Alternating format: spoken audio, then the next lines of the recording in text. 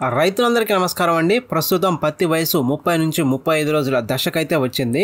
ఈ దశలో రెండో దఫా ఎరువులు కూడా చాలా ప్రాంతాల్లో రైతులైతే వేసుకున్నారు. రెండో దఫా ఎరువులు వేసిన 5 నుంచి 7 రోజుల్లోపు ఖచ్చితంగా ఈ యొక్క రసం పీల్చు పురుగుల కోసం అయితే ఫస్ట్ స్ప్రే అయితే చేసుకోవాల్సి ఉంటుంది.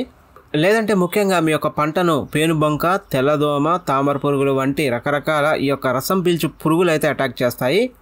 మీ చేనులో అండి రసం పీల్చు పురుగులు అక్కడక్కడ కనిపించినా కనిపించకపోయినా 30 నుంచి 35 రోజుల్లో ఖచ్చితంగా మొదటి స్ప్రేయింగ్ అయితే చేసుకోవాలి.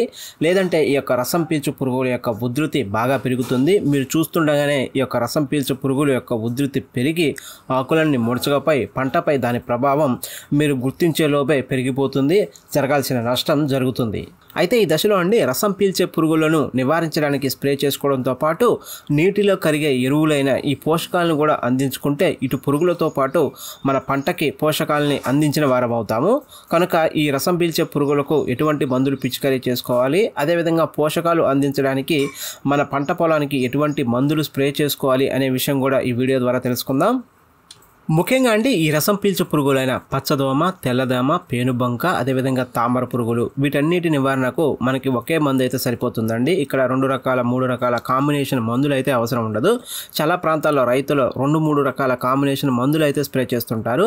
ఈ రసం పీల్చు పురుగులకండి అంత పవర్ఫుల్ లేకపోతే 2-3 రకాల కాంబినేషన్ కలిపిన మందులు అయితే అవసరం ఉండదండి. సింపుల్గా ఒక రకం మందు అయితే సరిపోతుంది. ఇందులో అండి ముఖ్యంగా బాగా పాపులర్ అయిన ఈ ఎసిఫేట్ అయితే ఈ రసం పీల్చు పురుగులని మొత్తానికి చెక్ పెట్టేయచ్చండి. ఒక ఎసిఫేట్తోనే ఈ అన్ని రకాల రసం పీల్చు పురుగులను అయితే తరిమి కొట్టవచ్చు. ఎసిఫేట్ 75% కలిగి ఉన్న ఏ ఒక్క పురుగు మందు కంపెనీ నుంచైనా ఎసిఫేట్ని తీసుకొని స్ప్రే చేసుకోవచ్చు అండి. దీన్ని ఆర్తిన్ అని పిలుస్తుంటారండి. ఇది ఎకరానికి ఒక 250 గ్రాములు అయితే సరిపోతుంది.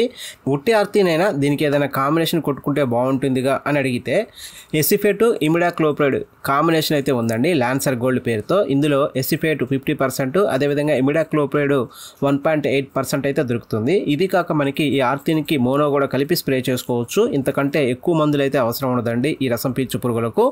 ఎవరైనా ఇంకా వీటికంటే బెటర్ మందులు ఉన్నాయని చెప్పినా మీరు వినకండి, ఈ మందులు స్ప్రే చేసుకోండి. నేనైతే నా పంట పొలంలో చివరి వరకు కూడా ఈ మందుల్ని మార్చి కొడతాను తప్ప ఇంతకంటే పవర్ఫుల్ మందులు అయితే ఈ రసం పీల్చు పురుగులకి అయితే స్ప్రే చేసుకోను.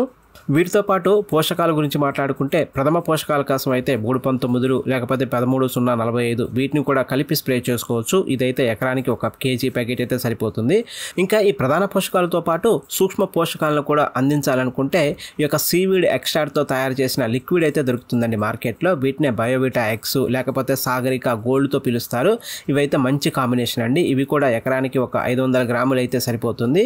ఇలా ప్రథమ పోషకాలు ఆ తర్వాత సూక్ష్మ పోషకాల కాంబినేషన్లో ఈ రసం పీల్చు పురుగులకు మందు స్ప్రే చేసుకుంటే ప్రకృతి సహకరించక వర్షాలు లేట్ అయితే ఈ అడుగు మందులు వేసే టైం వెళ్ళిపోతుంది. కనుక ఇలా పైపాటుగా ఈ యొక్క పోషకాలను స్ప్రే చేసుకుంటే ఈ యొక్క పంట నష్టం లేకోకుండా, పంట పెరుగుదల ఆగిపోకుండా పంట బాగా వస్తుంది.